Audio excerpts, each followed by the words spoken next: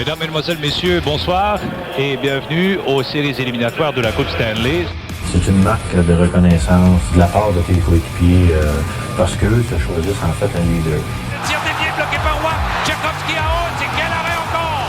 Roy est super. Et le match qui prend fin. Et le Canadien qui gagne la Coupe Stanley. Un des grands retours dans l'histoire du hockey moderne.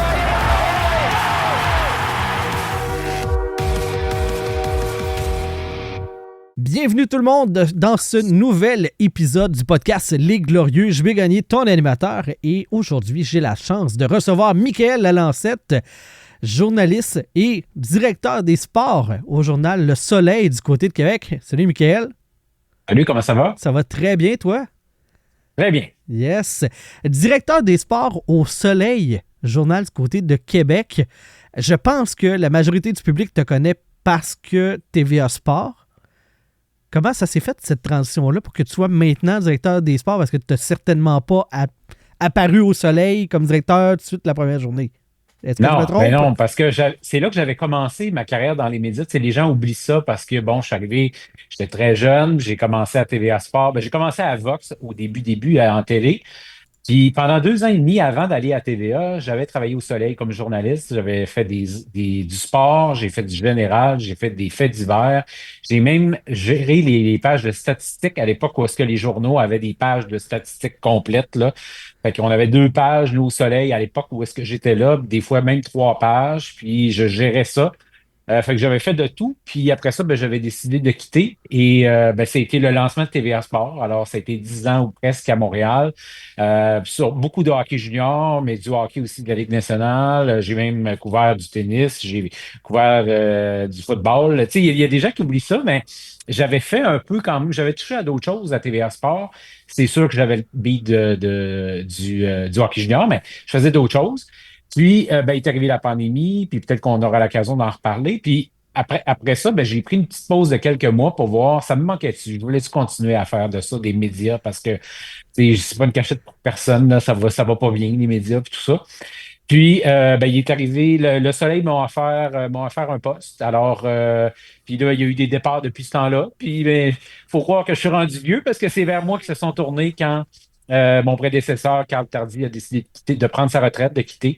Alors, me voilà directeur des sports. Fait que je suis un jeune directeur des sports, mais c'est tellement en droite ligne avec ce que j'ai fait comme carrière. Puis, très heureux de ça. Je pourrais pas demander une meilleure situation qu'en ce moment. Qu'est-ce que ça fait un directeur des sports dans un journal? Parce que journaliste, je me l'imagine bien, je pense que le public aussi, tu vas couvrir des événements. Le directeur des sports, tu dispatches, ça ressemble à quoi ton day-to-day? C'est plus de responsabilité, mais c'est pas tant différent. Tu sais, moi, c'était bien clair. Quand on s'est assis avec la direction, puis on m'a dit, tu sais, c'est toi qu'on voit, puis est-ce que ça t'intéresse? Tu sais, ils m'ont quand même demandé ce que j'en pensais. Là. Je l'ai pas, c'était pas C'est pas imposé. Là. Va-t'en là, puis c'est ça, puis c'est tout. Là. C'était pas ça. Puis, ils ont senti mon intérêt, puis 2, tu sais, moi, c'était bien clair en partant que je disais, moi, là, je suis encore passionné de journalisme. Là. Je veux continuer d'être sur le terrain. Je veux continuer d'écrire. C'est pas parce que je m'en vais, je m'en vais me bercer puis je gère du personnel. Là. C'était vraiment pas ça. Alors, au fond, c'est définir un peu le plan de match. Tu sais, on sait, bon, il y a tel et tel événement, on veut les couvrir, ça va être qui? Construire les horaires, établir qui couvre quoi. S'occuper des accréditations pour les événements, décider notre plan de match, notre menu à tous les jours. On a des rencontres de production, alors on détermine, on écrit sur quoi aujourd'hui, quel suivi il y a à faire. On travaille, on partage l'information, on dit, tu sais, on échange, on débat, on échange sur c'est quoi les dossiers, c'est quoi qui est sur le rond, c'est quoi qui est sur le feu, puis c'est quoi qu'on prépare pour les prochains jours, pour les prochaines semaines. Quand il y a un dossier spécial, on échange l'information, on parle avec les gens de la direction. Fait, tu sais, c'est quoi ça mange en hiver un directeur des sports? Je ne le sais pas trop, mais je pense que au fond, comment je vois mon rôle, c'est assurer qu'il y a une cohésion, avoir un plan de match solide, pas une échappée. On se réveille pas un bon jour puis se dire ben là, on fait quoi? On essaie de jamais être au dépourvu. Mais c'est ça. C'est de s'assurer que nos lecteurs, à chaque matin, ont du contenu intéressant, original, puis que quand il y a des événements, quand il y a de la couverture, quand il y a une conférence de presse, on sait, bon, OK, parfait, il faut un photographe, on l'envoie là. C'est un tel journaliste qui va le faire. Puis souvent, c'est moi parce que, je suis encore très présent sur le terrain. Mm-hmm. Être directeur, donc ça veut dire que c'est toi qui décides les affectations. Est-ce que ça implique que tu dis, hey, là, ça, celle-là, je me garde, c'est moi qui ai le premier choix, je me garde les plus belles affectations, ou si tu veux pas de la rébellion dans ton service, faut que tu t'offres un petit peu de nanane à ton monde aussi, j'imagine? Mais oui, puis les gens qui me connaissent, là, puis même les téléspectateurs, les auditeurs, les lecteurs, je suis pas un selfish dans la vie, moi. Je crois au travail d'équipe, puis quand il vient le temps des voyages, faut qu'il y ait une rotation. Moi, je crois à ça, là. C'est pas vrai que tu te sers dans le plat de bonbons, puis tu laisses les bonbons qu'on n'aime pas là, dans le fond du plat. C'est pas ça. C'est pas comme ça que ça marche la vie. C'est une question de rotation. Puis on essaie de le faire. Nous, on a la chance, on a du 8-6. Ça, c'est notre formule d'horaire. Fait qu'on travaille 8 jours en ligne, puis on est 6 jours en congé. On part de ça, c'est notre base de travail parce qu'on a la semaine de 4 jours. Je veux dire, dans le domaine des médias en ce moment, ça existe à peu près plus. Nous, on a cette qualité de vie-là au sport. C'est pas toutes les sections qui fonctionnent comme ça, mais les sports, on fonctionne de cette façon-là. Fait que ça permet, quand tu es rendu à 7 de 8 puis 8 de 8, tu es un peu fatigué, tu es un peu tanné, mais c'est le fun parce que quand tu pars en congé 6 jours, ben, tu peux avoir une vie sociale, tu peux prévoir des activités. Puis, ben, moi, j'ai pas mal d'obligations, j'ai salon du livre, j'ai des événements, je donne des conférences. Fait que moi, c'est parfait pour moi. Puis en même temps, ben, ça nous donne un semblant de vie quand tu tombes dans les 6 jours. Mais quand tu es dans ta stretch de 8, là, disons que c'est intense, c'est des grosses journées, puis on prend en compte, en donnant une semaine de 4 jours, que les journées sont longues. Ça, je veux dire, ça fait partie de la game. Comme on dit, on travaille le soir, on travaille la fin de semaine.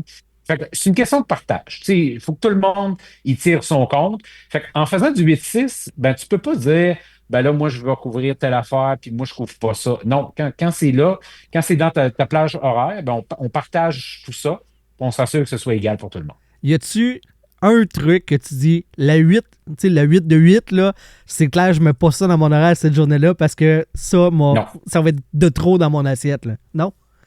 Non, parce que les médias, c'est pas comme ça que ça marche. L'information, c'est pas comme ça que ça fonctionne. Souvent, ce qui est baveux, là, c'est que souvent, quand tu vas arriver 7 de 8 puis 8 de 8, c'est là que tu as la conférence de presse que tu pensais pas qu'il y aurait puis qui est calée le matin. Là, Quand ça tombe dans ta cour, ça tombe dans ta cour. Une démission.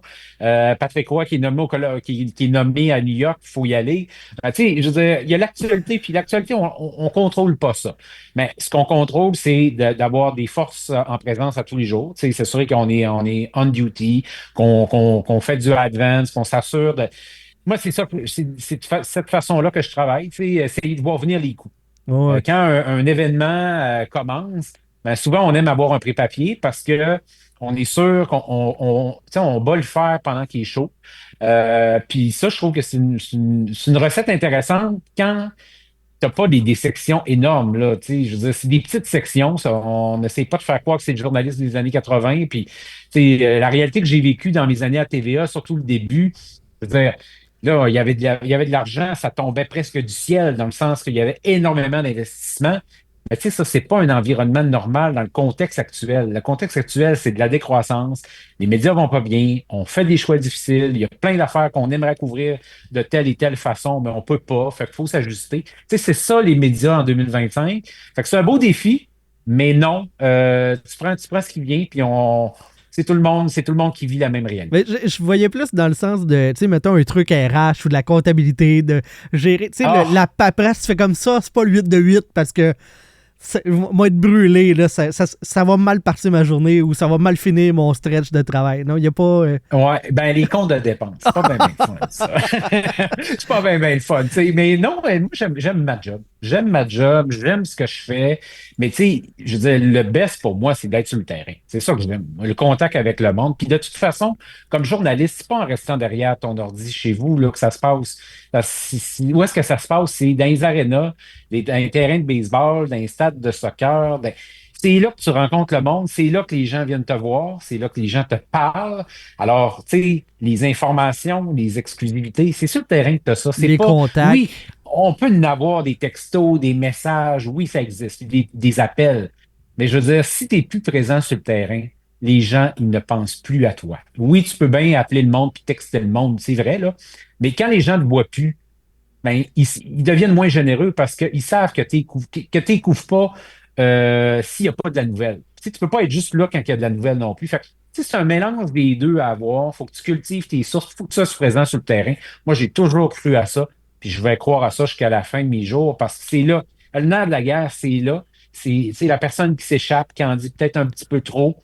Mais après ça, tu gardes ça dans ta tête. Puis là, ça te permet, la semaine suivante ou la journée d'après, de faire un suivi sur tel dossier puis de pouvoir sortir une exclusivité.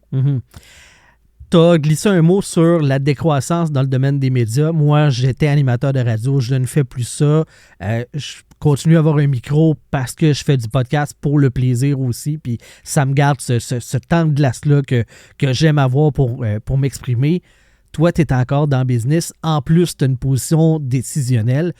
Comment Michael Lalancette amène sa couleur dans la gestion d'un département d'un média qui est en décroissance?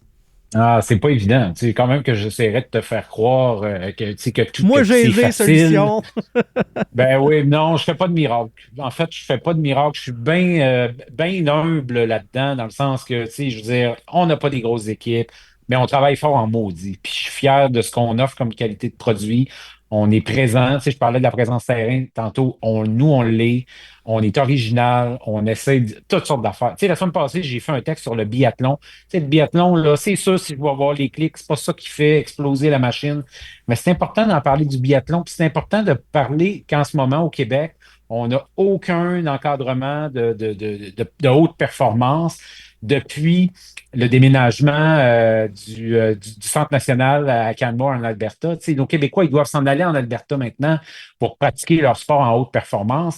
Tu sais, je veux dire, si on n'en parle pas, qui vont en parler du biathlon? Tu sais, je veux dire, moi, depuis que j'ai quitté TVA Sport, puis tu sais, les gens, même souvent, c'est drôle parce qu'au début, les gens me disaient, ah, mon Dieu, tu dois pas aimer ça, tu sais, il faut que tu couvres d'autres choses, puis tout ça, toi, c'était un gars de hockey. Oui, c'est vrai, j'étais un gars de hockey, mais je suis pas juste un gars de hockey. Tu sais, le hockey, c'est sûr, c'est le sport que j'aime le plus. Je n'essaierai pas de faire croire ça, le contraire à personne. Les gens ne me croiraient pas. Mais, tu sais, quand tu es à la tête d'une section, puis tu veux mettre ta couleur, puis tu veux faire, tu veux répondre aux attentes des gens qui s'abonnent. Tu sais, nous, on a des dizaines de milliers d'abonnés. Puis, je veux dire, ces gens-là, ils payent par mois. C'est pas une information gratuite, là. On a un mur payant, nous, là. Donc, je veux dire, on a un double mandat, tu sais, de bien servir, de bien informer, puis en plus d'offrir quelque chose de différent. Fait que c'est pas facile. Je n'essaierai pas de faire croire ça. On finit fatigué parce qu'on se donne. On est des passionnés. On aime ce qu'on fait. Mais le contexte, il est pas facile. Puis ce que tu dis, tu sais, j'ai déjà fait ça, puis là, je le fais plus. Ben, je veux dire, tu sais, c'est un drame pour moi parce que moi, j'en ai vu plein de mes amis et de mes collègues se sont tournés vers d'autres choses parce qu'ils jugeaient que le milieu répondait plus, était même plus à la hauteur du minimum, du seuil minimum pour continuer là-dedans. Puis moi, je suis chanceux, je vais toucher du bois, j'ai un armoire de bois là. Je vais toucher du bois pour que ça continue, mais je travaille fort en maudit. C'est diversifié, c'est d'essayer d'être présent un peu en télé, un peu en radio. Beaucoup, tu sais, là, ça se fait plus en écrit en ce moment pour moi. Mais le milieu n'est pas évident en ce moment. Puis c'est ce que j'aurais le goût de dire aux gens. Tu sais, ceux qui nous écoutent, là, ben, continuez de nous écouter, puis continuez de consulter des médias d'information. Puis on a le droit de pas toujours être d'accord avec le traitement journalistique, mais tu sais, quand tu es payé pour faire ça, que tu as une éthique journalistique, que tu as une méthodologie, que tu t'écris pas n'importe quoi, que ben ça a une valeur encore en 2025. Moi, je crois ça profondément. Puis c'est ce qui m'encourage, même quand ça va moins bien, puis on a des bouts peut-être un petit peu plus difficiles, c'est de se dire, hey, il y en a qui croient encore à cette mission-là. Puis j'ai le devoir d'être à la hauteur des attentes de ces gens-là. Mhm. Tu parlais de paywall, donc d'accès à l'information derrière un abonnement pour avoir la version papier du journal. Maintenant, il y a aussi le web, puis dans le domaine du sport en particulier, il y a plein de sites web indépendants. Il y a vraiment une fourmilière là, une diversité de sources d'informations. En tant que directeur, puis en tant que journaliste, c'est quoi ta vision de ça, de cette je veux dire, économie du clic qui existe par rapport au domaine du sport puis du hockey en particulier au Québec? Là, tu veux-tu la version franche ou la version politically correct? La vraie version franche de Michael Lalancette qui travaille là-dedans. Là. Écoute, par où je commence? Là, faut pas que je me mette dans le trouble, là. Mais non, mais sans blague. Moi, je pense que, tu sais, je veux dire, il y a beaucoup de très bons journalisme qui se fait. Tu sais, je regarde ce que les gens, nos collègues de la presse font. Tu sais, j'ai un gars comme Guillaume Lefrançois, sincèrement, je veux dire, c'est une machine, là, tu sais, je veux dire, c'est l'idéal à atteindre pour tout le monde. Il est original, je veux dire, il sort des histoires incroyables. Mais le milieu n'est pas facile parce qu'en même temps, ben, on veut être lu, on veut faire jaser, puis le clic, c'est devenu comme une mesure de ce qu'on fait. Nous, on y va plutôt par l'engagement. Puis moi, je trouve que c'est comme une espèce d'entre-deux. Le clic est important. Mais moi, je me dis tout le temps, si les gens sont sur mon article 5 secondes, il vaut quoi mon article? Il vaut quoi le clic? Il vaut rien. Ce qu'on veut, c'est un clic et que les gens passent 45 secondes, 1 minute, 2 minutes, 3 minutes. Écoute, je te donne un exemple. J'ai fait un dossier sur le départ des Nordiques, les 30 ans du départ des Nordiques. On a décidé d'y aller plus tôt dans l'année pour être les premiers, puis tout ça. Puis, tu sais, j'ai eu quand même des gros coups là-dedans. Alors, Charlie Lyons, le grand patron de Comsat, avait jamais raconté les coulisses de la vente. Alors, lui, tu sais, quand il se pointe à Québec pour négocier avec Marcel Aubu, lui, il veut aider Marcel Aubu, puis il veut aider le Nordique à avoir un nouveau building. Puis il est prêt à renoncer à la vente puis se retirer. Il l'avait jamais dit, là, il me l'a dit à moi. Marcel Aubu, qu'on n'entend pas depuis 10 ans, il sort publiquement, il me donne une entrevue. Tu sais, ça a été très bon. Puis, dans cette semaine-là, seulement le dos, puis là, je prends juste un texte, OK? Mais mon texte lead, celui qui a lancé la semaine, il y a eu un taux de lecture de 12 minutes. Ça, là, je veux dire, on voit ça dans notre métier aujourd'hui. Mais pour moi, cet article-là, ça, c'est un coup de circuit pour moi. Parce que on a eu beaucoup de clics. Et en plus, les gens sont restés longtemps dessus puis ils l'ont lu jusqu'à la fin. Je pense que, sauf erreur, là, les boss qui vont me réentendre vont peut-être dire que je suis dans le champ, mais je pense que c'était autour de 80% de taux de conversion, que les gens là. se rendaient jusqu'à la fin. Ouais. Fait que ça, c'est énorme, là. Donc, moi, ça, je privilégie ça. Moi, des clics, là, parce que je les vois, j'ai accès aux chiffres. Je les vois, nos chiffres. Et moi, quand je vois un très fort taux de clics, les gens sont 10 secondes sur l'article, je m'excuse, mais il y a de quoi qu'on n'a pas fait de bien, là. Si c'est juste une petite nouvelle, on peut comprendre. Mais s'il y a de l'analyse, si on a étayé, si on a mis de la photo, on a mis de la vidéo, hey, c'est pas normal que les gens sont 5 secondes sur le texte, là. Ça veut dire, tu sais, une moyenne de 10 secondes, ça veut dire qu'il y en a qui sont peut-être restés 30, mais il y en a beaucoup qui sont restés 5 secondes. 5 secondes, excuse-moi, mais t'étais pas pertinent, là. On a raté quelque chose. Il y a quelque chose qui a pas marché. Fait que moi, ma mesure, c'est bien plus le taux d'engagement. Fait que nous, on a une formule, là, c'est le nombre de clics fois la durée de lecture, puis il y a des ratios là-dedans, puis ça nous fait une cote. Puis nous, ben, on l'évalue. Mais tu sais, je dis pas à mes journalistes ou aux gens peu importe qui au soleil, dire ton texte, c'est pas il était pas bon. Les chiffres n'ont pas été bons. Non, je veux dire, il y a plein de facteurs qui peuvent expliquer ça. Il y a l'actualité de la journée. Si Donald Trump nous met des tarifs aux États-Unis, ça se peut qu'on parle moins du biathlon à Québec. Là, tu sais. Fait que, il y a plein de facteurs. Je mais vois moi, pas le lien, mais je comprends parfaitement. je déplore qu'il y ait des sites qui ne font que monétiser le clic. Puis, il y a des médias pour monétiser, pour faire de l'argent avec Internet. Ben, suivre cette voie-là, moi, ça me rejoint pas. Mais je la comprends, je la comprends la logique, là. Puis de toute façon, il n'y a jamais eu un journaliste qui a écrit un texte pour qu'il ne soit pas lu, hein, soit dit en passant, là. Fait que, c'est une très longue réponse, mais je te dirais que des fois, je suis gêné un petit peu de mon domaine parce que je trouve que au nom du clic, on est prêt à faire un peu n'importe quoi. On met une photo qui ne dit pas ce dont. On a un titre accrocheur, il y a une photo qui ne veut pas trop dire, puis là, tu cliques là-dessus, puis tu fais Ah, t'es déçu, là. Puis même moi, des fois, je suis déçu comme journaliste. Fait que j'ose imaginer quelqu'un pour qui les médias, tu sais, il en prend, il en laisse, il dit Hey, qu'est-ce que c'est ça? C'est juste du clickbait. On veut juste aller chercher les petites scènes ou les petites pièces avec des clics. Ça, c'est sûr que moi, pour moi, ça ne me rejoint pas parce que c'est pas de même que je pratique le métier. J'aime mieux avoir un texte moins accrocheur. Tu sais, on veut tous les meilleurs textes, les meilleurs titres accrocheurs, mais tort de la vérité, des fois, il y en a qui le font, puis ça, je trouve ça plutôt gênant. Ouais, particulièrement, tu sais, aujourd'hui, dans l'ère post-vérité qu'on est avec tu sais, toutes les façons de présenter l'information. Moi, j'ai l'impression que les médias devraient être les porte-étendards d'une rigueur. Tu sais, tu devrais être le plus irréprochable possible pour justement pas ouvrir le flanc à des critiques du genre ben vous avez menti vous autres aussi, donc pourquoi je vous croirais versus ce que l'autre. Exact. En tout cas, c'est un débat idéologique qu'on pourrait avoir qui dépasse largement le domaine du sport, mettons. Tout à fait. Je signe en bas de la feuille. Ce que tu viens de dire là, c'est exactement ce que je pense. Malheureusement, pas ça, c'est pas l'univers dans lequel on vit. Non, c'est ça. Puis, tu sais, il ne faut pas oublier aussi que les médias, ce sont des entreprises privées pour la plupart. Donc, il y a un objectif financier en arrière d'être rentable. Donc, c'est inévitable. Je voulais qu'on fasse un peu ton parcours pour t'amener jusqu'à aujourd'hui. Fait que là, on a parlé de ce que tu fais là en ce moment.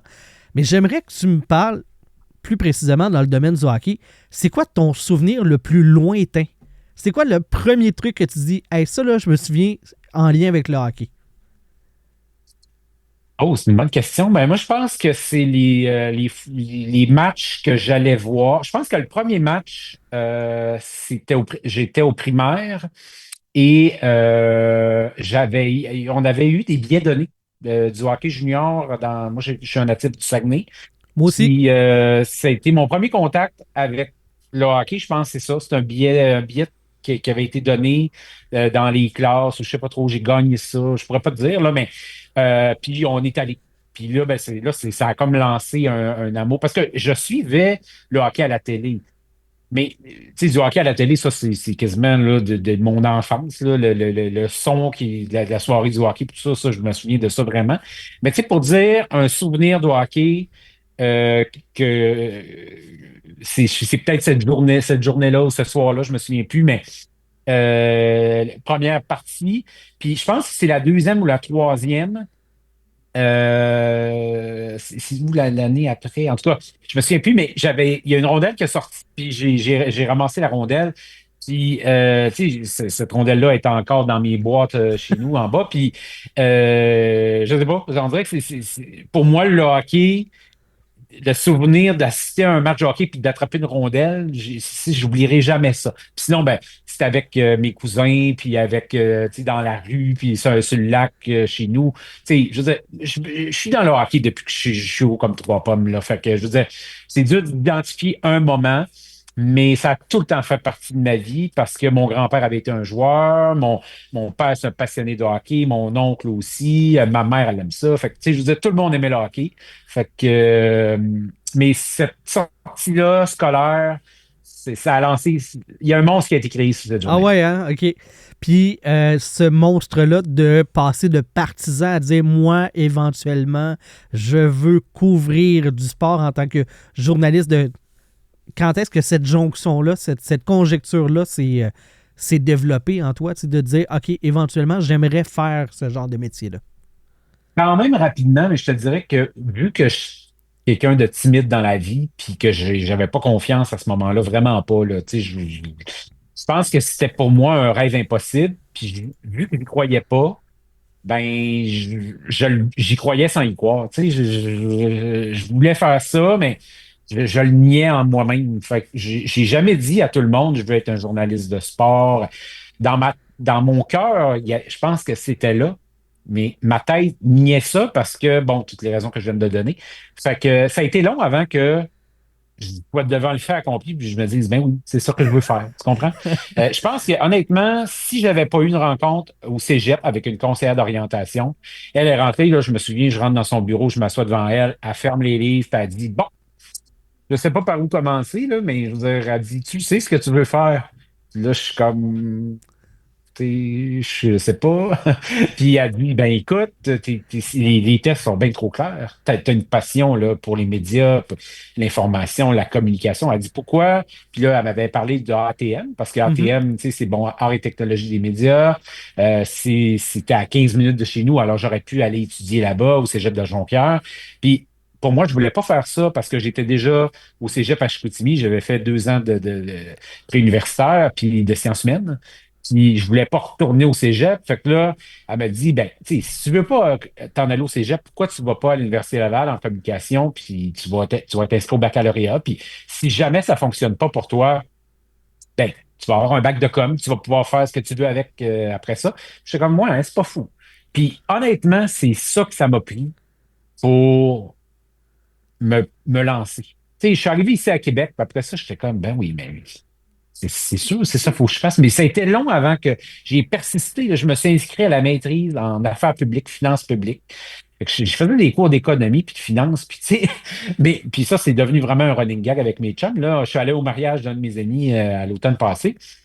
Puis on se parlait de ça dans la soirée du mariage. Puis les gars, ils se souvenaient tous de me dire Mick, arrête, lâche la maîtrise, puis va-t'en travailler dans les médias parce que il me voyait sortir. Un de mes profs, c'était Jean-Yves Duclos, qui est maintenant ministre fédéral. Puis je me souviens, Jean-Yves, là, il me regardait, là, puis il me dévisageait parce que à tous les cours, je pense que c'était le mercredi après-midi, là, je sortais à 1h10 pour faire ma chronique à Radio-Canada, à la radio. Puis je pense que c'est pour vrai, là, il me fusillait du regard. Quand il me voyait sortir, parce qu'il savait que j'allais faire de la radio dans le corridor, là. Puis, tu sais, tous mes chums, ils me regardaient puis ils disaient pourquoi tu continues? Tu sais, pourquoi c'est ça, tu feras, tu n'utiliseras jamais ta maîtrise puis tout ça. Finalement, ben, j'ai fini par les écouter. À un moment donné, je l'ai arrêté. Puis malheureusement, ben, ça a fait en sorte que j'ai jamais complété ma maîtrise. Puis bon, c'est inachevé dans mon parcours, mais qu'est-ce que tu veux? J'ai jamais arrêté de travailler après. Tu sais, j'ai travaillé dans les médias tout le temps. Mais je me disais, quand j'ai quitté la maîtrise, je me disais, tu sais, je me donne à peu près un horizon d'1 an. Si je vois que je gagne pas ma vie, ben écoute, je reprendrai la maîtrise, puis ce sera tout. Je l'ai jamais fini, puis j'ai jamais arrêté de travailler, mais ça a pris une conseillère d'orientation, des amis qui m'ont poussé à dire hey, arrête ça la maîtrise, puis va-t'en travailler. C'est drôle parce que tout le long que tu me racontes ce segment-là, t'aurais pu changer, tu sais, toute proportion, tu sais, garder, là, tu sais, de dire au lieu de journaliste sportif, t'aurais pu changer pour gay. Tu sais, de dire, je veux pas me l'avouer, mais je suis ça, tu sais. C'est exactement ça. C'est fou, pareil. C'est exactement ça, tu sais. Honnêtement, là, on dirait que juste tout le monde le voyait, mais moi, j'étais comme, non, je continue à la maîtrise, puis honnêtement, c'était évident pour tout le monde, mais moi, je refusais de l'avouer, puis je sais pas si c'est par manque de confiance, si par insécurité, je le sais pas. Mais coudonc, j'ai fini par faire mon coming out, comme on dit. J'ai travaillé là-dedans, puis je travaille encore là-dedans, puis sais-tu quoi, j'aime tellement ça. Je pense que je serais bien surpris, on ne faut jamais dire jamais, là, mais je serais bien surpris que je finisse pas ma carrière comme journaliste dans le sport. Mais, tu sais, je veux dire, on ne sait pas là, ce qui peut arriver. Mais ouais, c'était vraiment trop fort, puis ça l'est encore. Puis quand j'ai quitté TVA, je me suis posé des questions, puis je me suis sorti vraiment dans ma tête. J'étais comme, tu sais, je veux-tu continuer là-dedans? C'est pas un milieu qui est facile, puis j'ai l'impression de vivre un échec, puis c'est quoi? J'aimais encore trop ça. Je me suis ennuyé, puis j'ai dit, non, je continue. J'ai pas fini, puis j'ai encore l'impression de ne pas avoir terminé avec les médias de sport. Non, ben c'est super intéressant. Mais c'est ça. Moi, le fait de dire ça ressemble à un témoignage de quelqu'un qui. Puis, si, mettons, là, tu n'avais pas allumé que c'était ça, Michael Lalancette, tu t'enlignais pour faire quoi? C'était quoi le métier? Tu allais chercher des études pour faire des études? Je sais pas. Mes amis sont devenus fonctionnaires, eux autres. Peut-être que je serais devenu un fonctionnaire. Peut-être, ouais. Écoute, tu sais, au cégep, j'étais tellement embêté. je me disais, peut-être qu'il faudrait que je devienne un psychologue. Peut-être qu'il faudrait que je devienne un enseignant. M'en Peut-être. démêler. À un moment donné, je me suis dit, je vais devenir un conseiller d'orientation. M'orienter les autres, je suis pas capable de m'orienter. Non, écoute, c'était du grand n'importe quoi. Mais c'est pour ça que, sais-tu quoi, quand là, je vais dans les écoles, si je rencontre des jeunes, si je vois des passionnés dans les salons du livre, puis tout ça, mon parcours, là, j'ai pas besoin de faire des speeches, puis ci, puis ça. C'est tellement évident ce que je dois dire, là. C'est faites donc ce que vous aimez dans la vie. Parce que, je veux dire, c'est ça qui est le plus facile de faire ce qu'on aime. Tu sais, une passion, là, quand tu l'as en toi, là, ben, moi, honnêtement, je travaille, là, puis j'en fais des longues semaines, puis tu sais, je finis mes semaines fatiguées, puis tout ça. Puis j'ai quand même pas l'impression que c'est un fardeau pour moi. Tu sais, oui, mais des fois, on est à bout comme tout le monde, puis tout ça. Mais c'est ce que j'aime. Pour moi, là, je veux dire, c'est pas forçant, puis je veux dire, oui, c'est des heures, puis tout ça, c'est des sacrifices, mais il n'y a rien de plus beau dans la vie que de faire ce qu'on aime. Puis je me verrais pas aujourd'hui comme fonctionnaire, là, pas en tout, pas de minute. Tu sais, j'y ai pensé quand j'ai quitté TVA en 2020, je me suis réinscrit à la maîtrise. Je me souviens, j'avais fait un post sur mon Facebook pour dire, je m'en retourne à l'université, je reprends la maîtrise que j'ai jamais complétée, c'est quelque chose d'inachevé. Moi, soit dit en passant, là, il y avait peut-être aussi de ça là, dans mon déni, là, de me dire, c'est un échec d'abandonner la maîtrise. Tu sais, je la finirai pas, ma maîtrise. J'aime pas ça. Moi, les trucs inachevés dans ma vie, j'aime ça. J'aime ça. Fait que c'est pour ça que quand je suis parti de TVA, ça me virait à l'envers. J'avais l'impression que je me séparais, que je vivais une séparation. La maîtrise, c'est peut-être ça. Pour ça aussi que j'ai été si long avant de dire, ben j'arrête, tu sais. Parce que chaque fois que je commençais quelque chose, j'ai commencé quelque chose, je l'ai tout le temps fini, tu sais. Fait que, il y a peut-être de ça aussi. Tu sais, je suis en train de faire de la psychanalyse en te parlant, là, mais il y a peut-être de ça. Sauf que c'est évident que je dis la même affaire à chaque fois que je rencontre des jeunes. Faites ce que vous aimez. Trouvez-là votre petite passion, puis suivez-la parce que vous vous tromperez jamais avec ça. Puis ça va faire en sorte que vous allez vous dépasser. L'impossible, il n'y en aura pas. Tout va devenir possible. Puis vous ne verrez pas le temps passer. Tu sais, c'est ça qui m'est arrivé depuis 15 ans. Là. Fait que, je veux dire, c'est le message que j'aurais l'envie de lancer à tout le monde. Puis il n'y a pas d'âge aussi. Là. Tu sais, il n'est jamais trop tard. C'est bien important aussi. Moi, je trouve que, puis tu sais, ma femme est ontarienne, donc le système scolaire est un peu différent. Eux, ils ont une année de secondaire de plus. Je trouve qu'on demande aux jeunes de choisir vite qu'est-ce qu'ils vont faire dans la vie.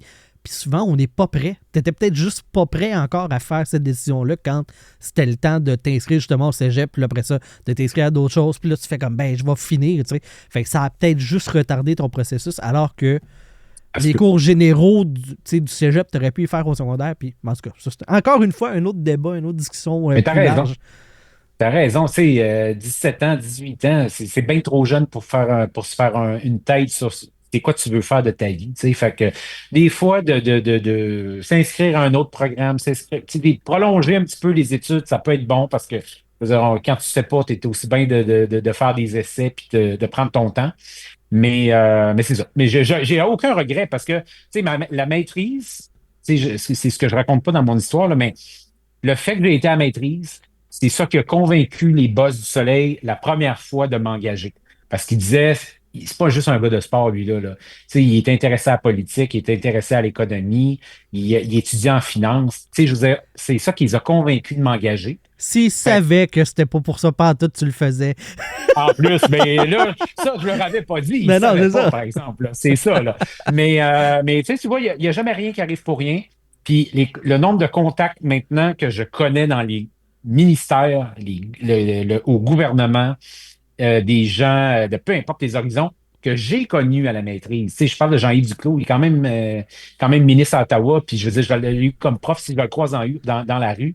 C'est sûr que il me fera peut-être pas des gros yeux comme il m'en faisait quand je sortais faire de la radio durant ses cours, mais tu sais, je veux dire, je le connais, ce ministre-là, parce que je l'ai eu comme prof. Puis ça, le réseau de contacts que tu fais sur les bancs d'école, puis à l'université, puis dans les cégeps, ça vaut son pesant d'or, parce que tu recroises tout ce monde-là après, inévitablement. Mm-hmm. Tu as parlé de TVA. Moi, tu sais, Michael Lalancette, c'est par là, dans le fond, que tu es vraiment... J'avais vu ton nom circuler dans des articles, des choses comme ça, mais c'est là que tu es devenu un visage public et connu pour bien des partisans de hockey. Tu étais dans la cuvée, tu sais, d'ouverture de TVA Sport. Tu as participé à la création de cette chaîne-là. Je veux que tu me parles de ça. Tu sais, tu disais tantôt l'effervescence, il y avait du budget. C'était comment de vivre les coulisses de la création de médias. Ça arrive pas souvent au Québec qu'on voit ça, là. Une nouvelle entité comme ça qui émerge, puis toi, tu as eu la chance de vivre ça. Ah, écoute, puis tu sais, t'en parles, là, puis je pense que c'est peut-être le fait aussi que là, j'ai vraiment du recul avec ce qui s'est passé avec TVA, là, tu sais, dans le sens qu'écoute, je suis entré à TVA en 2011, puis là, tu sais, on est rendu en 2025. Fait que ça fait 14 ans de ça, ça fait 5 ans que je suis parti, ben, ça va faire 5 ans à l'automne. Tu sais, là, j'ai du recul, puis je suis capable d'apprécier ce que ça a été. Puis je suis capable de l'apprécier avec un grand sourire parce que c'est quoi? Ça a été des années incroyables de ma vie. Puis je disais, ça a été peut-être, ça va avoir été, je sais pas, il est peut-être trop tôt pour dire ça, parce que je pense j'ai encore plein de trucs incroyables à vivre, mais ça va peut-être avoir été l'aventure de ma vie, les 9 années et demie que j'ai été à TVA Sport, là, parce que c'était fou. Je te le dis, là, les débuts, à la fin, ça a été triste. T'sais, honnêtement, là, quand tu vois du monde quitter, des coupes, tu n'as plus le moyen de tes ambitions, il faut tant que tu fasses plus avec moins. Ça devient ça use, ça devient frustrant, c'est pas le fun. Je veux dire, je te dirais, ma dernière année et demie, je ne rentrerai pas dans les détails, mais il y a eu un petit peu de promesses brisées, puis on m'a promis des affaires qui sont jamais arrivées, puis tout ça. Puis c'est pour ça que je pense que la fin a été décevante pour moi. Mais 5 ans plus tard, je laisse pas ça terminer ce que ça a été. Parce que les débuts, c'était euphorisant. Tu sais, Pierre-Carl Pellado, je me souviens, le meeting, on avait eu une grosse rencontre au Stade Saputo. Puis, tu sais, il y avait le montage vidéo. Puis là, c'était... Là, on va écraser RDS. Au début, là, nous, là, c'était ça qu'on nous donnait comme discours de motivation. On va écraser RDS, on va prendre le terrain, on va conquérir le Québec, puis on va vous donner les moyens de nos ambitions pour réussir. Puis, fait qu'au début, je vous dis, on travaillait, c'était du 6 jours ou du 7 jours sur 7. Là. Quand je suis arrivé à Montréal, c'était l'enfer, je n'étais jamais chez nous. Je pense que la seule affaire qu'il y avait dans mon frigo, c'était des pommes, du pain puis du lait.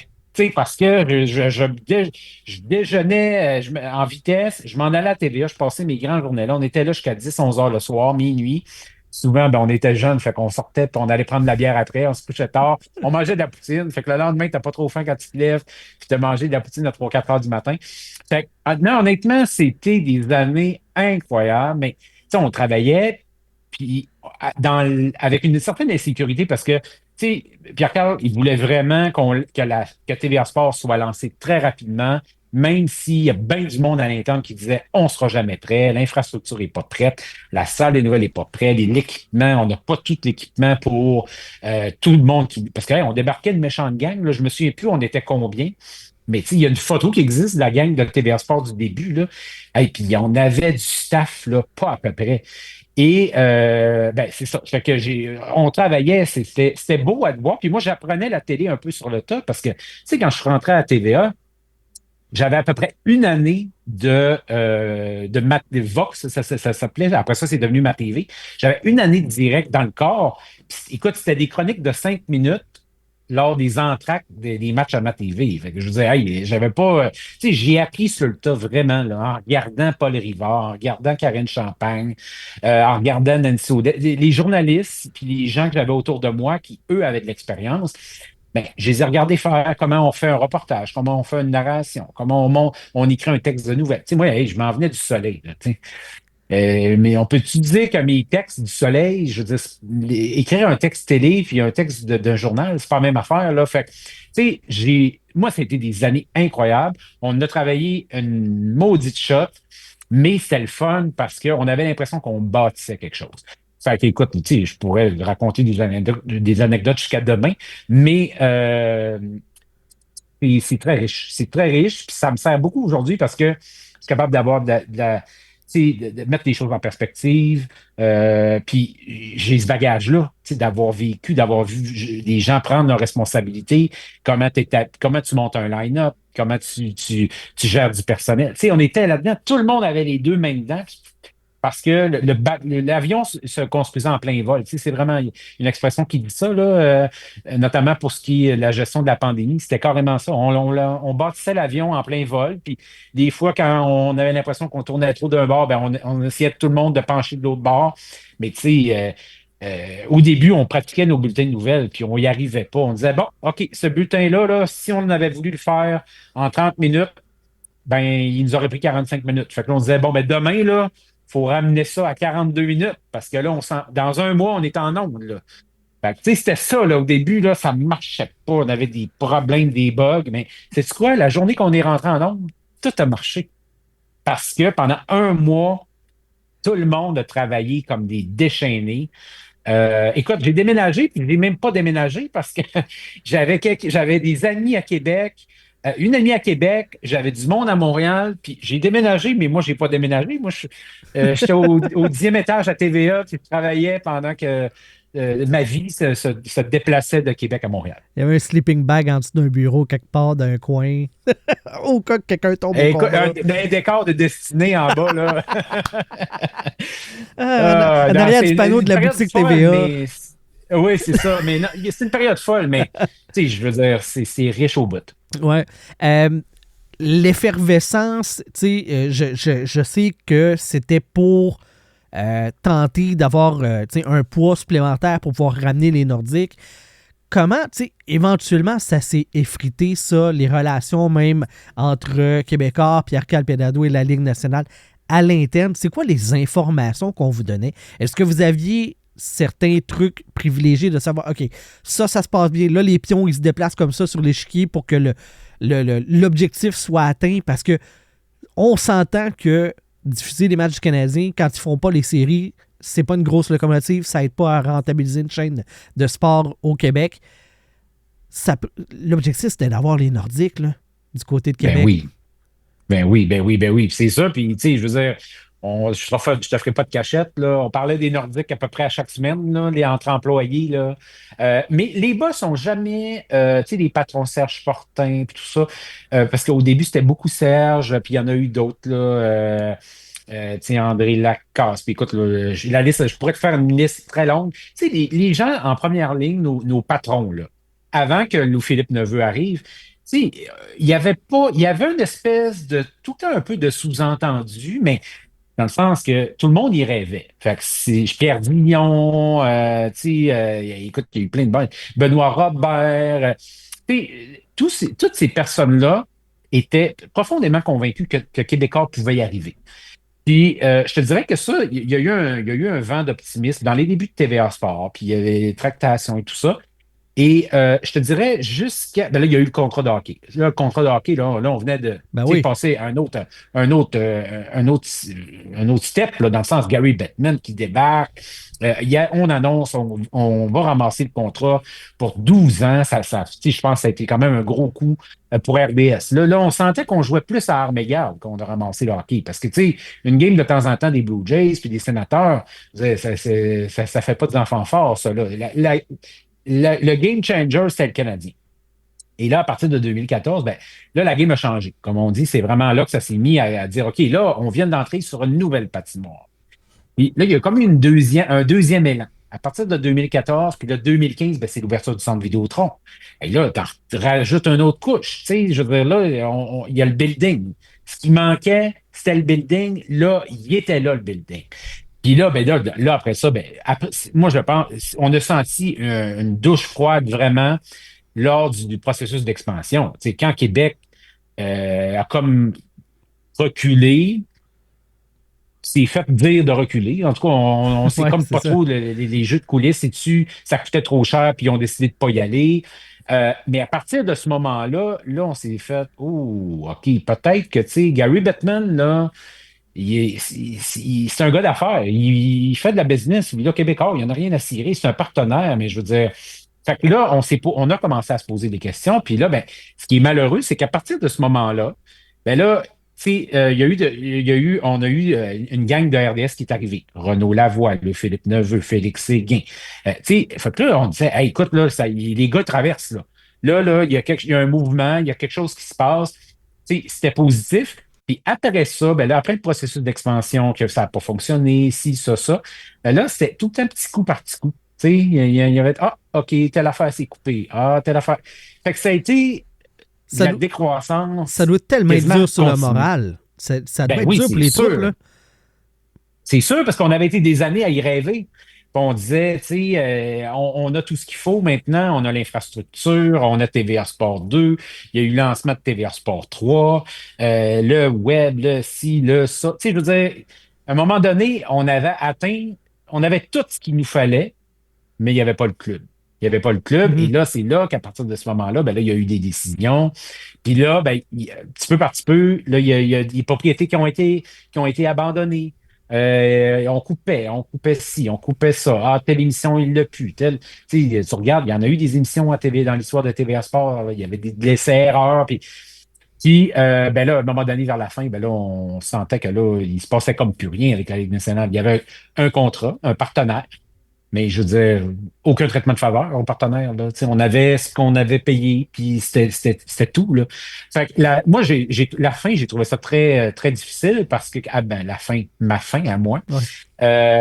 c'est que ben c'est ça. Je voyais que, au fond, ce à quoi on avait tous rêvé ensemble, ça n'arriverait pas. Ça se produirait pas. Puis là, c'était les départs. Là, il y a eu beaucoup de départs. Il y a eu une première vague. Il y en a eu une deuxième, puis là, l'an dernier, il y en a eu une troisième. Puis, tu sais, moi, je veux dire, ça, c'est tu sais, je regarde le nombre de personnes. Moi, la journée qu'il y a eu les 500 postes de TVA coupés, tu sais, honnêtement, mon Facebook, là, je faisais ça, là, puis c'était que des collègues qui annonçaient qu'ils avaient perdu leur job. Tu sais, je veux dire, pour moi, c'était comme, bon, ben, écoute, j'ai bien fait de partir en 2020. Tu sais, Ben, ouais, c'est ça. j'aurais peut-être passé dans la trappe l'an passé. Fait que, non, c'est triste, mais en même temps, tu sais, on peut tous être fiers de ce qui a été fait parce que TVA Sport, même si c'est pas l'équipe du départ, puis même s'il y a eu des coupes, puis des départs, puis ci, puis ça demeure une chaîne importante encore au Québec qui, tu sais, qui a des centaines de milliers de personnes qui regardent, ils ont les abonnés. Tu sais, la qualité est là, ça ne remet pas en cause du tout leur existence, mais par rapport au rêve d'origine, c'est sûr que il y a eu un deuil qui a été fait. Ben, pour écouter le produit, moi, j'ai l'impression qu'on le sent quand même que c'est de l'enveloppe est là, mais il n'y a pas toute la structure pour amener ça jusqu'où ça pourrait aller, nécessairement. Ben, c'est sûr. C'est sûr, tu sais, ils n'ont plus de bulletins de nouvelles. Tu sais, je veux dire, il y a quelques émissions, mais il y a beaucoup, la grille est beaucoup remplie. Il y a de la production. Heureusement, tu sais, sont encore présents sur le terrain. Ça, faut saluer ça. Mais tu sais, il y a beaucoup de contenu, là, que je veux dire, tu regardes ça, là, puis en tout cas, moi personnellement, j'ai aucun intérêt. Mais je comprends, je la comprends, leur situation. Puis c'est pas facile la position dans laquelle ils sont en ce moment. Puis là, ben, il y a un entre-deux. Tu sais, il y a la renégociation des droits. Fait que là, ils sont là-dedans. Puis sincèrement, je le souhaite, puis je le dis très sincèrement, là, 100%. Je souhaite qu'ils soient capables de garder les matchs. Je souhaite qu'ils soient capables de survivre dans l'univers médiatique parce que si jamais ils tombaient, un, c'est mauvais pour tout le monde, puis deux, ben, je veux dire, ce sont les Québécois qui vont être desservis de ça. C'est pas vrai que ça va être positif. Tu sais, souvent, je m'amuse, je vais voir les réseaux sociaux, puis, tu sais, TVA Sport, on se le cachera pas, il y a tout le temps eu une partie de la population, surtout des internautes, je sais pas pourquoi, mais ils ont une haine viscérale de TVA Sport, de Québécois. Pour eux, ça n'a aucun intérêt. Puis, il y en a qui disent, tu sais, ils mériteraient de fermer, pourquoi qu'ils ne ferment pas? Il y en a qui rêvent à ça. Ils ont l'air à rêver à ça la nuit, que TVA Sport ferme. Mais moi, je me dis, hey, ce serait mauvais pour tout le monde. Tu sais, parce qu'un monopole, c'est jamais bon. Puis on l'a vécu pendant trop longtemps. Puis c'était ça l'espoir de TVA au début, c'était de dire TVA Sport va arriver, va rentrer sur le marché, puis il va forcer RDS à pousser la machine. Puis c'est ce qui est arrivé. Ils ont offert des meilleures conditions à leurs journalistes. Ils ont investi et tout ça. Puis ça, c'est au bénéfice de tout le monde. En même temps, ben, c'est sûr que les deux, le modèle économique a été mis à mal. Tu sais, TVA Sport, c'est 250 millions de pertes, là. Fait que je veux dire, il n'y a personne qui peut dire que c'est une grande réussite financière, mais ça ne leur enlève pas ce qu'ils ont fait pour le Québec puis pour le sport au Québec depuis 15 ans, là. Mhm. 9 novembre 2020, tu annonces ton départ de TVA Sport. Sur le podcast de Géraldin, le WhatsApp podcast, tu mentionnais que tu sais, déferlante de messages positifs à ton égard, puis même par la suite. Moi, il y a un truc que tu mentionnes, une anecdote dans cette entrevue-là. Tu dis que Julien Brisebois, le DG du Lightning de Tampa Bay, t'a appelé personnellement. Qu'est-ce qu'il dit? Qu'est-ce qu'il te raconte? Tu sais, comme. C'est pas n'importe qui, là. C'est un DG dans la Ligue nationale. Non, c'est, je sais. tu sais, c'est- Puis, tu sais, j'allais nommer, je me souviens plus les autres que j'ai nommés, mais il y en a eu d'autres, là. Il y en a eu plusieurs autres. Puis de l'envergure de Julien Brisebois, puis, tu sais, je veux dire, des ministres, tu sais, je veux dire, ça n'avait pas rapport, là. Et je pense, Julien Brisebois, je me souviens exactement l'appel. J'étais assis pas trop loin d'ici, là, dans mon salon là-bas. Puis, je pense qu'il voulait comprendre. Il comprenait pas, je pense. Uh-huh. Il disait, voyons, Michael, t'es jeune, t'es bon, qu'est-ce que tu fais là? Tu sais, il comprenait pas. Je pense qu'il voulait comprendre mon point. Puis, je me souviens qu'avant de raccrocher, il m'avait dit quelque chose du genre, tu sais, écoute, si tu peux faire de quoi pour toi, là, gêne-toi pas, appelle-moi. Ben, tu vois, Tu sais, c'est ça, il je y a voulais que tu quelqu'un dises. de cet ordre-là, de cette ampleur-là, qui a bien d'autres chats à fouetter que d'appeler un journaliste en pleine pandémie en novembre 2020. Là. Ben, tu sais, je veux dire, cette phrase-là, ça a résonné très fort pour moi. Puis, tu sais, je pense qu'il m'en... Ben là, anyway, il est trop tard parce que ça fait au moins 2 fois que je le raconte, mais je pense qu'il m'en voudra pas parce que de toute façon, les gens ne seront pas surpris. C'est ça, Julien Brisebois. Ouais. C'est carrément ce genre de personne-là. Alors, tu sais, non, écoute, je pense qu'il voulait s'informer, prendre de mes nouvelles, comprendre, puis Moi, attends, juste dire, Michael, hey, si jamais tu as besoin, tu sais, je ouais. suis là. Moi, j'espérais que tu dises ce bout-là parce que j'ai un deuxième volet à ma question. As-tu utilisé ce Vas-y. Joker-là? Non, Ah! je ne l'ai pas utilisé. Non, mais j'ai pas eu besoin. Tu sais, moi, je demandais pas, c'était pas un cri à l'aide, là. Non, non, quand je sais j'ai bien, fait mon mais- annonce, là. Tu sais, j'ai vécu des semaines rock'n'roll. Ça n'a pas été, tu sais, mettons, je suis 100% honnête, là, ça n'a pas été évident. Tu sais, je veux dire, écoute, là, en plus, je me suis mis ça bien, tu sais, tant qu'à changer, aussi bien changer comme du monde, j'ai lâché ma job. Donc, j'ai quitté TVA Sport, puis dans la même semaine, j'ai déménagé, j'ai vendu mon condo à Montréal, puis je suis déménagé à Québec. C'est quand même, c'est beaucoup, là. Puis là, c'est énormément de changements dans ma vie, puis je me disais, je veux être serein, puis revenir un peu à la base. Tu sais, pour moi, Québec, c'est là que j'avais étudié, puis c'est là que j'avais commencé à travailler, puis j'avais un condo ici et tout. Fait que je me suis dit, je vais retourner vivre là. Puis, tu sais, j'épargne tous les autres détails, là, mais j'ai vendu mon condo à Montréal, puis j'ai racheté les parts que mon père m'avait acheté dans celui de Québec pour me donner un coup de main à mes débuts. Puis, ça a permis de régler ce chapitre de notre vie. Puis lui prenait sa retraite, ça tombait bien. Tu sais, mettons, je t'en donne un peu plus, c'est ça, c'est ça en coulisses. Puis, mais je savais pas ce que j'allais faire après. Je me disais, tu sais, si ça va pas, ben au moins je pourrais, je suis pas devant rien, puis tu sais, je vais pouvoir rebondir rapidement. Puis, tu sais, mais ça allait bien, là. J'étais pas en dépression, j'étais pas. Sauf que ça a été difficile. Puis je me souviens, tu sais, que j'ai enlevé TVA Sport de mon forfait. Ça, je me souviens d'avoir fait ça. Tu sais, j'ai comme pris un pas de recul, j'ai tiré la plug, puis je me souviens, là, à un moment donné, j'avais tellement de messages que j'étais comme OK, là, tu sais, faut que je me protège dans ça, dans le sens que, parce que tout le monde voulait savoir pourquoi, tu t'en vas faire quoi, parce qu'il y a beaucoup de monde qui disait, ah, tu t'en vas en politique, ah, tu t'en vas faire ci, ah, j'étais comme, non, je te le dis, j'ai rien, là. C'était un saut dans le vide, puis j'avais le parachute, tu sais, dans le sens que, je veux dire, je suis parti avec un bon package de TVA, une prime de départ, puis, tu sais, je veux dire, puis je voulais pas la dépenser, puisque pour moi, c'était un investissement, puis tout ça. Mais je pense qu'il y avait beaucoup d'incompréhension. Les gens comprenaient pas. Puis sais-tu quoi, le plus triste, c'est qu'il y a bien du monde qui ne comprennent pas encore parce que, sans blague, là, je pense qu'au moins chaque semaine, il y a du monde qui me disent tabarouette que tu nous manques à la télé. T'étais bon, t'aimais, puis pourquoi t'es parti, puis c'est dommage qu'on ne voit plus à la télé, puis là, je dis, ben oui, mais je suis encore des médias, tu sais, quand j'essaie de... Puis là, les gens disent, oui, oui, je sais, je te lis, mais c'est pas pareil. On aimait ça quand tu étais à la télé. Puis moi, je le prends comme une fleur, mais au début, c'était tout le temps un peu... C'était dur de tout le temps entendre ça, parce que c'est comme si que t'es plus à la télé, t'existes plus. Mais là, attends, là, c'est pas le même que la vie, c'est pas ça. Puis il y a d'autres choses que TVA Sport dans la vie. Puis, fait qu'en tout cas, bref, longue réponse, là, mais ça peut être une période facile. En toute franchise, là, ça a été rock'n'roll. Sachant ce que tu as là, en tant que directeur des sports pour le Soleil, Est-ce que tu referais le saut vers la télé? Ah, ben, Si oui, ça prend quoi? si je retournerais à la télé, Ouais. ben, écoute, Puis si j'avais oui, une ça offre. prendrait quoi pour te faire le saut?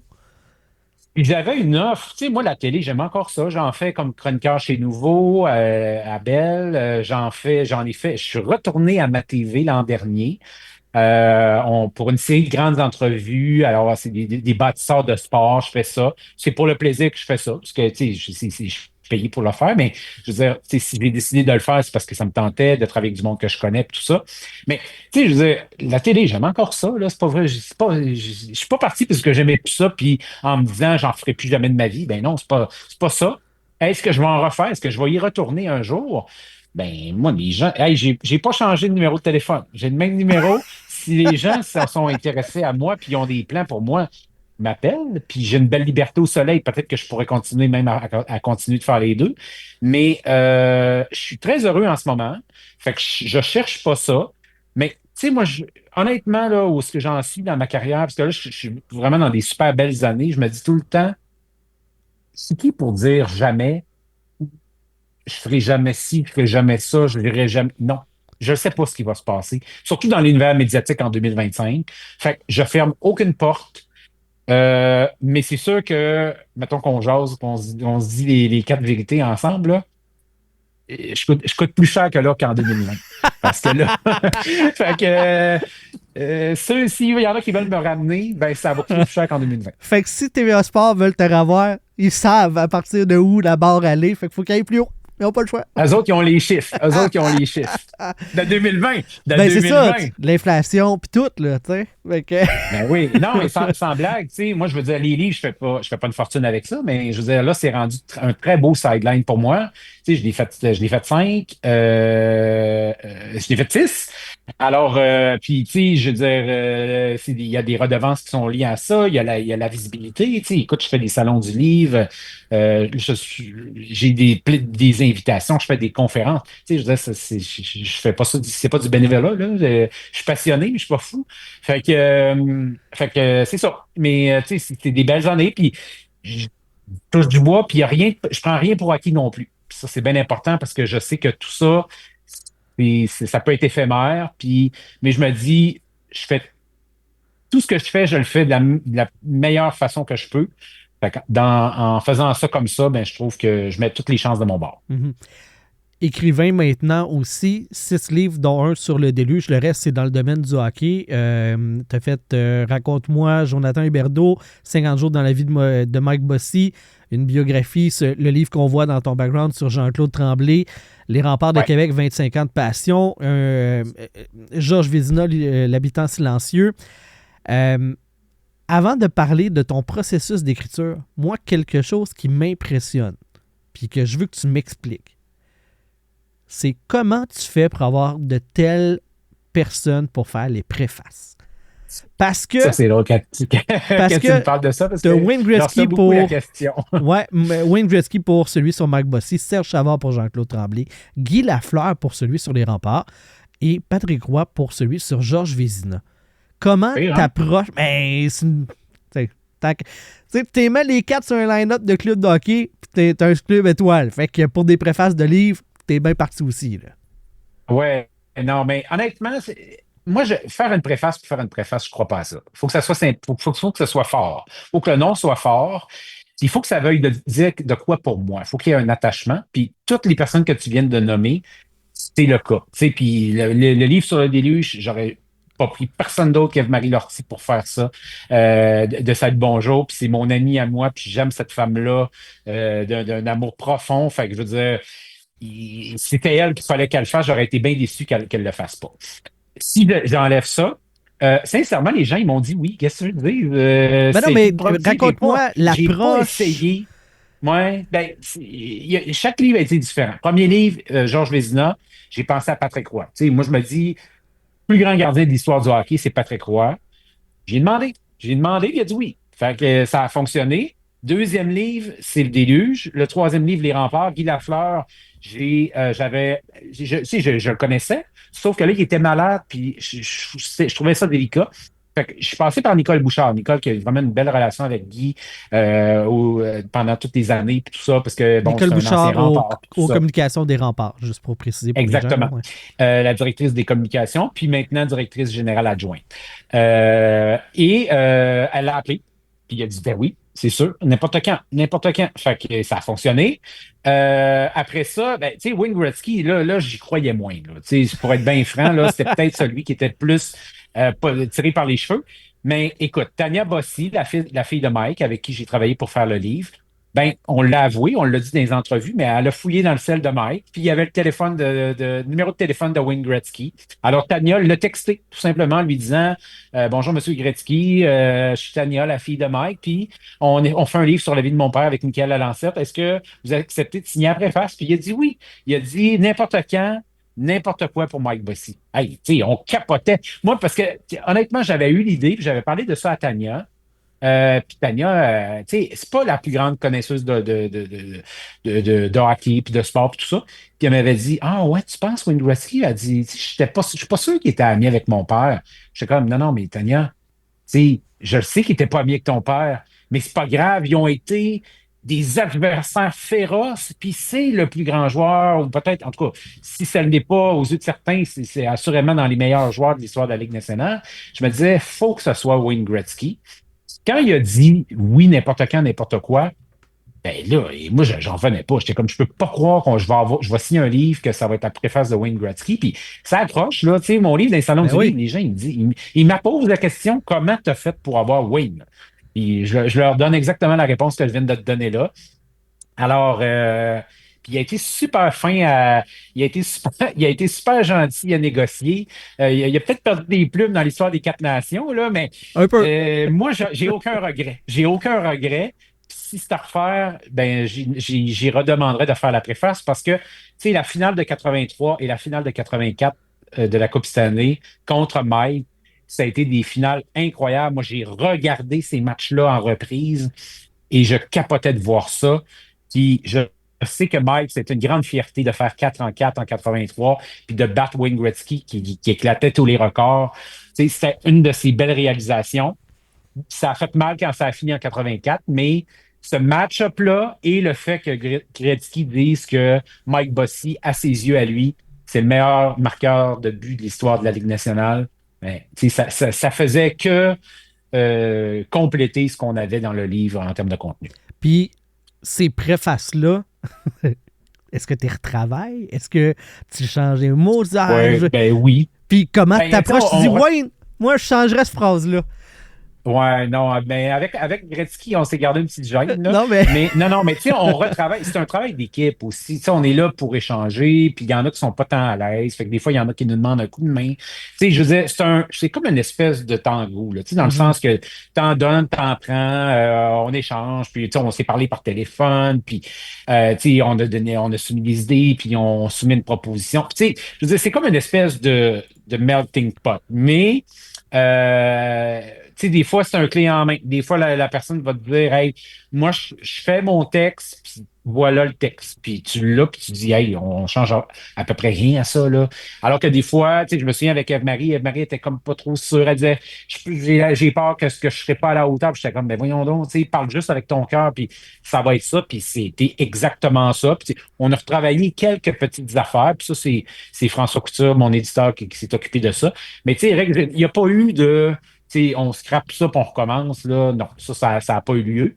Mais ça peut arriver. Des fois, peut-être que si la personne n'a pas pris ça au sérieux.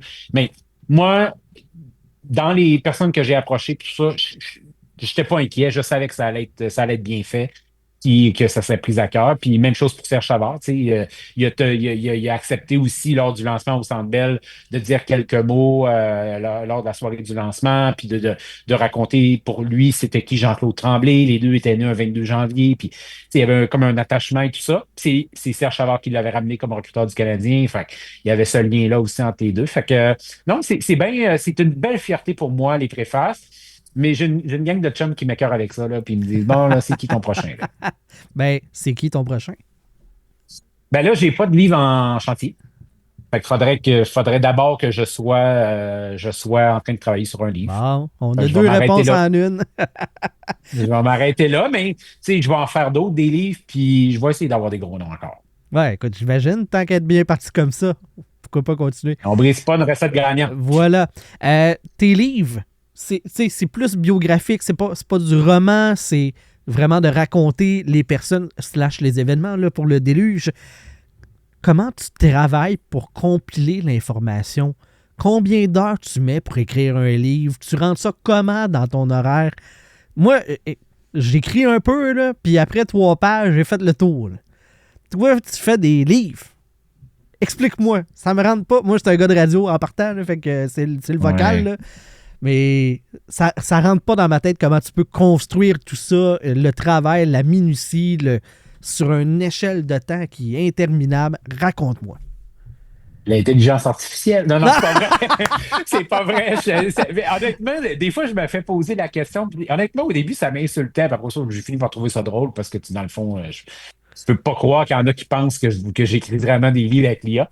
Mais non, ça serait trop beau parce que dans le sens que hey, ça me sauverait de la job. Moi, premièrement, c'est la recherche. Moi, là, je suis un maniaque de recherche. Puis tant que j'ai pas trouvé la réponse à ma question, je cherche. Fait que ça, je veux dire, je peux passer des semaines à chercher un détail, puis je me tente pas. Au contraire, ça me motive, puis ça me craint, puis tout ça. Fait que vu que la recherche m'alimente beaucoup, ben, ça m'aide beaucoup dans l'écriture aussi. Fait que, tu sais, je pense que ça joue dans ma capacité à écrire, puis à développer des histoires, puis à me donner des idées, puis j'essaie de varier mes livres. Mes livres, ils sont pas construits de la même façon, puis je m'amuse avec ça, puis tout ça. Mais c'est de la folie, là. Bon, on va se dire les vraies affaires, là, dans le sens que il y a tellement de jobs là-dedans, c'est pas croyable, là. Tu sais, des fois, à chaque livre que je termine, je me dis, ouf, tu sais, c'est-tu le dernier parce que je me donne, puis j'ai un job à temps plein, puis j'ai des contrats plus les livres. Tu sais, je veux dire, il y a des bouts qui sont pas le fun. Quand tu t'engages tu sais, tu signes un contrat, puis tu n'as pas le choix de livrer avant telle date et tout ça, il y a des bouts qui sont difficiles.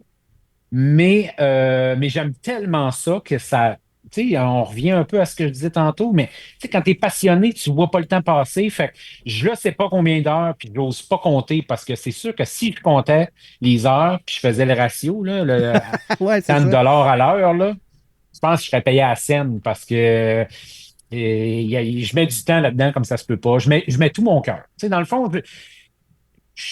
comme j'ai tout le temps été, c'est all-in à 100%. Puis il y en a qui me le reprochent, il y en a qui me disent, Nickel, tu brûles la chandelle par les deux bouts, puis tu sais, tu fais des sacrifices, puis tout ça, puis ça.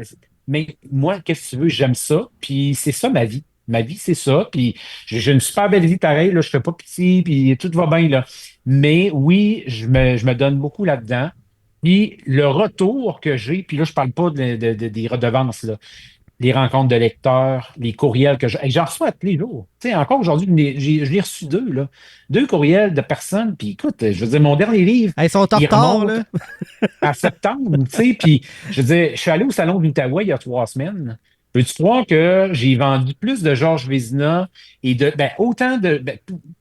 Je pense plus de Georges Vézina puis de Déluge du Saguenay. Ça fait des livres que ça fait 4 ans que j'ai lancé. Puis que mes derniers, que Mike Bossy puis Jean-Claude Tremblay, puis j'en ai vendu de ceux-là aussi. Mais tu sais, c'est comme une espèce de. Les gens se pointent à mon kiosque puis ils me disent hey, j'ai lu lui, puis lui. Là, lequel faut que j'achète, puis je les ai aimés tous les 3. Tu sais, pour moi, c'est tellement des beaux témoignages. Fait que je veux continuer d'en faire. Oui, c'est de la folie. Oui, il y a des heures là-dedans, mais le retour, il est là. C'est une énorme fierté. Tu sais, je veux dire, il y a tu sais, tous mes livres que j'ai faits, il n'y a pas un reportage ou un article que j'ai fait dans ma carrière qui me donne le niveau de satisfaction que ces livres-là me donnent. Tu sais, c'est plate à dire parce que j'aimerais ça, mais euh, c'est tellement sur du longue haleine, puis il y a tellement d'efforts, puis c'est des mois de recherche, de contacter du monde, faire des entrevues, de colliger, de trier. Parce que c'est beau de ramasser des sources, là, mais à un moment donné, il faut que tu tries pour pouvoir te retrouver. Là. Quand tu cherches, quand tu veux la retrouver, ta source, il faut que tu la retrouves. Fait que moi, je trie tout ça par date. En tout cas, tu verrais ça, là, c'est quasiment de la folie. Mais ça me fait tellement triper. Puis le retour, il est tellement incroyable que moi, tu sais, j'ai le goût d'en faire d'autres. Puis Je le sais que je suis pas payé cher l'heure pour faire ça, mais je le fais pas ça pour ça. Non, c'est ça. Puis c'est chirurgical aussi, un livre versus un article qui est écrit Ben oui. aujourd'hui puis qui est publié le lendemain. Là. Ça peut pas. C'est ça. Ça peut pas être C'est deux affaires complètement différentes. Tu sais, c'est comme, je sais pas, là, c'est comme faire un gâteau, puis c'est comme faire, je sais pas, écoute, mon exemple est pas bon, pas en tout. Je suis Non, pas non, capable mais de te donner c'est un comme contre-exemple. un fast-food versus de la haute cuisine. Là, tu sais, ton assiette n'arrivera C'est pas à la ça. même vitesse. Là. C'est ça, exactement. Tu sais, un gros repas, 4 services, sinon tu manges des toasts au beurre de pinot. Voilà, c'est ça. Puis je veux pas des toasts au beurre de pinot, C'est c'est bon très à bon, six hein. mois. Mais c'est ça. Mais c'est pas la même affaire. Puis je veux vraiment pas banaliser. Je veux pas manquer de respect envers tout ce que j'ai fait dans les médias. Je suis très fier. Puis il y a des affaires que je suis très, très, très fier. Mais les livres, ben écoute, c'est une autre affaire. C'est une autre affaire. Puis il y a énormément de fierté en lien avec ça. Mais tu sais, je suis pas fier. Je suis pas plus fier de ça que de l'ensemble de l'œuvre journalistique. Mais en termes à la pièce, là, un article contre un livre, ben, écoute, ça fait pas le poids, c'est sûr, parce que, je veux dire, il y a tellement de travail là-dedans que des fois, ça se compte en années, là, tu sais, Mhm. c'est carrément ça. Oui, tu te souviens pas des articles en particulier, mais tu vas te souvenir de chacun des livres individuellement, ça Exact. c'est sûr. À moins que tu en écrives 140, là, maintenant. Oh, là, Ça je pense pas. surprendrait. Il y a des journalistes qui ont fait ça, là, une centaine de livres, mais je suis pas sûr, je suis pas sûr que je vais me rendre jusque-là. Mais je pense, honnêtement, je pense que je dis souvent, le chiffre que je donne souvent, c'est 25. OK. Je pense que je suis capable d'en faire 25. Ah Mais, ouais. tu sais, écoute, il me reste encore des bonnes années, mais c'est peut-être, je mets peut-être un petit peu le chiffre ambitieux, mais je pense que je suis capable d'en faire 25. Mais et 25, bon, tu sais, publier pour publier, ça m'intéresse pas, là. Tu sais, je le disais tantôt, là, mais je veux dire, publier des livres de moins de qualité ou que je sais que j'ai pas mis tout mon cœur là-dedans, puis non, je les ferai pas, ces livres-là. Je vais les laisser à d'autres. Si tu as d'autres livres de ce type-là, parce qu'on est plus dans le domaine du sport, là, mais comment, c'est quoi ton processus de sélection pour dire je vais couvrir cette personne-là? Est-ce que c'est une anecdote qui t'allume ou c'est le fait que tu idolâtres la personne? Qu'est-ce qui fait que tu dis, moi, mon choix m'arrête sur cette personne-là et je vais creuser à fond pour montrer son histoire aux gens? C'est vraiment une bonne question, honnêtement, parce que je pense que vu qu'il y a tellement de jobs là-dedans, que tu n'as pas le choix d'avoir un attachement, un profond, premièrement, un respect pour ton personnage, la personne que tu veux raconter, ou l'événement, ou peu importe. Fait que ça, il faut que tu aies un attachement, je pense. Deux, faut que ça fitte, là. Tu sais, je veux dire, j'aurais pas fait Raconte-moi Jonathan Huberdeau, qui est un livre jeunesse quand même. Tu sais, je peux pas comparer ce livre-là avec les 5 autres, parce que les 5 autres, il y a le projet personnel du déluge, puis il y a les 4 livres de hockey, des biographies que j'ai mis un an ou deux de travail au moins chaque là-dedans. Fait que je veux dire, je peux pas comparer les deux. Un livre jeunesse, c'est pas, tu sais, c'est plus simple, mais quand même, tu sais, Jonathan, Ben, tu l'as pas botché, cette là, on famille-là, s'entend, là. puis je l'ai pas botché. Non, au contraire, il y en a qui m'ont dit, tu sais, tu te donnes trop pour un livre jeunesse. Mais moi, je me dis, hey, non, au contraire, tu sais, les jeunes qui me lisent, là, c'est peut-être mes lecteurs de demain. Puis, ils ont vraiment pas aimé mon livre, ils se souviendront bien de mon nom pour reprendre un de mes livres un jour. Fait que moi, il est hors de question que je néglige quoi que ce soit. Mais fait que l'attachement, faut que ça fitte. Je sais pas. Tu sais, écoute, tu sais, moi, avec Bossy, là, quand on travaillait ensemble à TVA, je lui avais lancé à la blague, j'avais dit, tu sais, Mike, ce serait le fun d'en faire un ensemble. Puis, tu sais, je voulais voir un peu comment il allait réagir, puis il m'avait dit, oh non, moi, Michael, là, moi, le temps, ça, je le consacre à ma famille, à mes 2 filles, mes 2 petites filles, ma femme, puis ma job à TVA, puis c'est assez. Puis j'avais compris. Mais je savais jamais là, qu'un an et demi après ou 2 ans après, j'allais me lancer dans un projet de livre. Jamais j'aurais pensé ça. Puis c'est ce qui est arrivé. Tu sais, Tania m'a appelé, ben, m'a écrit, puis on s'est rencontrés. Puis au bout de quelques minutes, on savait qu'on allait faire le projet ensemble parce que ça a vraiment connecté.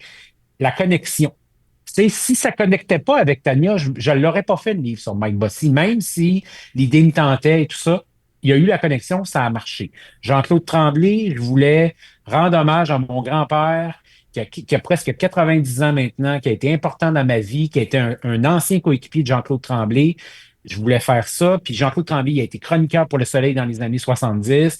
Puis je voulais redonner une deuxième vie à ces chroniques qui étaient d'une richesse incroyable. Fait à la fin de chaque chapitre de ce livre-là, il y a un extrait de ces chroniques. Alors, c'est malade, là. Tu sais, le résultat, il est hyper réussi. Le livre sur le déluge, je l'ai vécu personnellement. Je voulais remercier les gens qui nous avaient aidés. Georges Vézina, j'ai lu sur lui pendant 10 ans, puis c'était mon projet de pandémie. Tu sais, il y a tout le temps les remparts, je les ai couverts, puis c'est l'équipe dans la ville de la ville où est-ce que j'habite. Il y a tout le temps un lien. Puis là, en ce moment, je me donne une pause, mais je réfléchis. Ça coûte rien de réfléchir. Puis j'écoute ce que les gens me disent aussi. Là, en ce moment, je te le dirai pas, mais il y a un nom qui revient beaucoup. Il y a des gens, là, le même nom revient. Puis là, j'y pense. Je suis en train d'y penser, mais je me sens pas prêt à me lancer. Mais la journée que je vais décider de me lancer, c'est parce que, mon respect il est là. Puis je te confirme que pour cette personne-là qui m'est proposé, le respect il est là. 2, faut que ça connecte. Fait que c'est quelqu'un de vivant. Puis il faut falloir que ça connecte entre moi et lui pour qu'on aille de l'avant avec un projet, s'il l'accepte. Puis c'est ça. Puis après ça, ben c'est la passion, puis tu te laisses emporter par le projet. Mais je te dirais, ces deux affaires-là, c'est incontournable. S'il n'y a pas ça, je ne ferai pas ce livre-là, c'est sûr. Aux auditeurs, l'enquête est décollée. Il a parlé au masculin et c'est quelqu'un qui connaît. Fait que ça coupe bien du monde. Ouais, non, je pense pas des gros indices, là, mais. Non, c'est ça, bonne chance. Bonne chance. Michael, gros merci pour ta participation au podcast aujourd'hui, d'avoir pris le temps dans ton horaire qui est super chargé. J'ai beaucoup apprécié. J'espère que les auditeurs aussi. Puis on continue à te lire sur le soleil. On continue à te suivre dans les différents trucs que tu fais dans les médias. Puis je te souhaite que si c'est la télé, le soleil, peu importe le projet, les prochains livres que tu vas sortir, que le succès te colle au cul comme il a continué à te coller malgré la fin à TVA Sport qui a marqué beaucoup l'imaginaire des gens. Gros merci pour ta participation à l'émission. Ça a été bien le fun. Merci de l'invitation. Merci tout le monde. C'est ce qui complète cet épisode du podcast Les Glorieux. Je vais gagner votre animateur et je vous dis à la prochaine tout le monde. Bye bye!